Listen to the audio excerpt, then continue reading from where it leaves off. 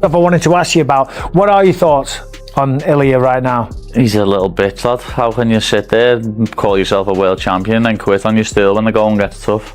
You know what I mean? You don't do that. Real fighters don't do that. Paddy Pimblett immediately intensified the rivalry by accusing Ilia Topuria of giving up on himself. His comments went beyond ordinary trash talk, directly questioning Ilia's mentality and competitive spirit despite his impressive unbeaten record. Paddy's confidence shows that he believes he has the style and ability to expose Topuria regardless of his past success. You know, Justin Gaethje beat me and I said he was going to beat Ilia because I know I'd beat Ilia. You know what I mean? I know MMA math doesn't work, but I know I beat Ilia and Justin Gaethje beat me, so it was a no-brainer for me that Justin Gaethje had beat him.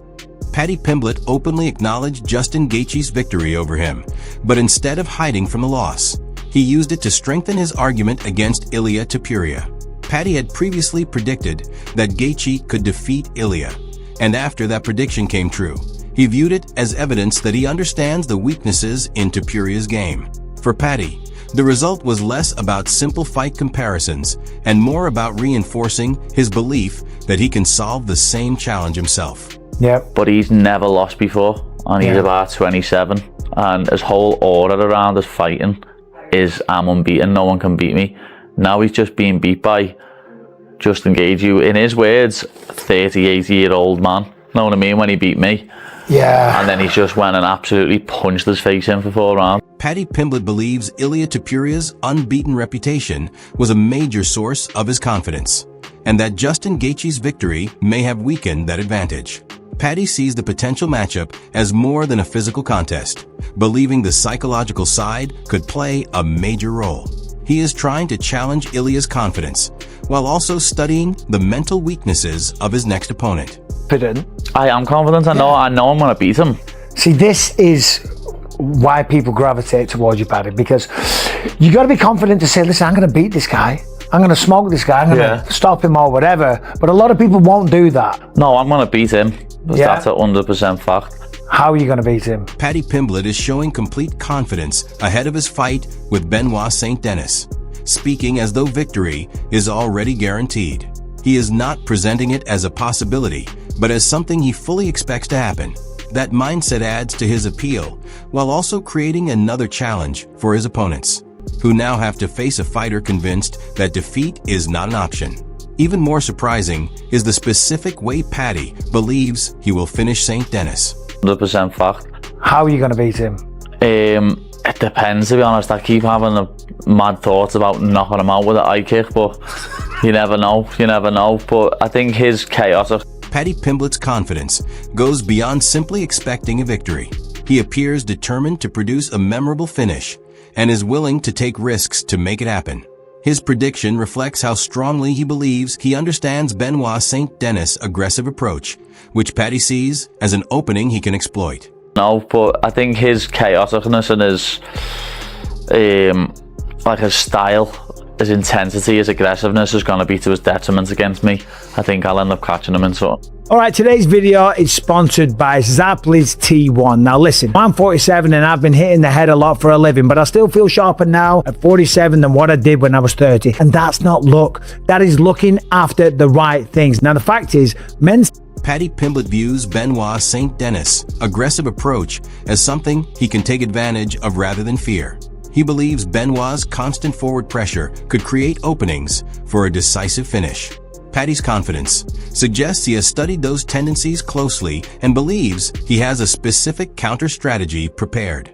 That approach could also play an important role in the next stage of his career. Good fighter, lad, don't get me wrong, but I don't understand how we got moved above me in the rankings for beating Dan Hooker. Damn the bum Hooker. Does that piss you off? Yeah. And that's why as soon as I got offered the fight with BSD, I was like, yeah. Why is that? What, I want me ranking What do you back. think the rankings are looking at? I don't know, you know, it's like, as a... Paddy Pimblett has questioned why Benoit St. Denis sits above him in the UFC rankings, especially after Benoit's recent victory. Paddy feels the rankings do not fully reflect his own performances, style, and the level of competition he has faced. For him, this is about more than one opponent. It is part of his ongoing push to prove that he belongs among the division's elite. I don't know, you know, like, as I say, lads, Dan Hooker get out grappled by a blind man with no legs. You know what I mean? And Because you were on a 7-fight win streak. yeah, You pushed Justin Gaethje to the absolute limit. Close fight, 3-2-ish, something like that. The rankings are supposed to now look at fights and then based upon that, adjust your it's ranking. one of them. Well, when I beat him on the weekend, I'll be back in rank 5. Okay. You know what I mean? So that's all I'm thinking. Paddy Pimblett believes his close battle with Justin Gaethje proves the current rankings do not accurately reflect his position in the division. In his view, the solution is straightforward. Defeat Benoit St. Denis and use that victory to move back toward the top of the lightweight rankings. Paddy is already looking beyond that matchup and thinking about his next challenge. So Ilia Topuria, you think you're going to fight. When do you think that'll happen? I don't know. I just think, I know it's inevitable in the next couple of years. I've got to fight him. There's no way we end our careers without fighting each other. No, of course. No way. And I'll send his fat ass back down to featherweight. And what about Justin Gaethje? I hope so, but he's towards the end of his career, but things must let him down. I saw you said that you'd go up to 170 for Conor. Yeah, Yeah? of course. Yeah. Why not? Why not? You know what I mean? I'd love to have a little fight at 170, see how my body feels out of it. Even with his current matchup taking priority, Paddy Pimblett continues to focus on a future showdown with Ilia Topuria. Paddy believes the two will eventually meet inside the octagon, and that neither career can truly be complete without that fight happening. He has also promised to send Ilia back to featherweight, making it clear that he sees their rivalry as part of his long-term path toward building a legacy. Let's do it against Conor McGregor. I think if Conor can win this, I think he fights Islam Makhachev next. Which I know is a crazy shout. Yeah. But think about But the the storyline, that they've got. everything with Khabib and all the rest of it. Because Conor will take that fight. Of course he would. Because The welterweight. say what you want about that guy, he ain't going to turn a fight The down. welterweight won't be. Okay. It's all about the strikers on that game for me, the number 9s. And then Benoit St. Denis, when we're finishing him. Hopefully the first round, lad, get him out of there nice and fast. I don't need another one of them 5-round wars, lad. No, I don't need another one of them 6 months after the last one. How did you feel after that? How was the body? Sam? Yeah. That was one of the maddest thing ever is. How did you feel after that? How was the body? Sam? Yeah. That was one of the maddest thing ever is. No, the sorest my body has ever been Go on. after fighting Tony Ferguson. Really? And I've dominated for 3 rounds. yeah. It's weird, My isn't body it? has never, his bones were made out of metal. Paddy Pimblett's willingness to compete at 170 pounds against Conor McGregor highlights his ambition to pursue the biggest opportunities available. A matchup at welterweight would offer a massive stage and payday while allowing Paddy to prove he can adapt outside his usual division.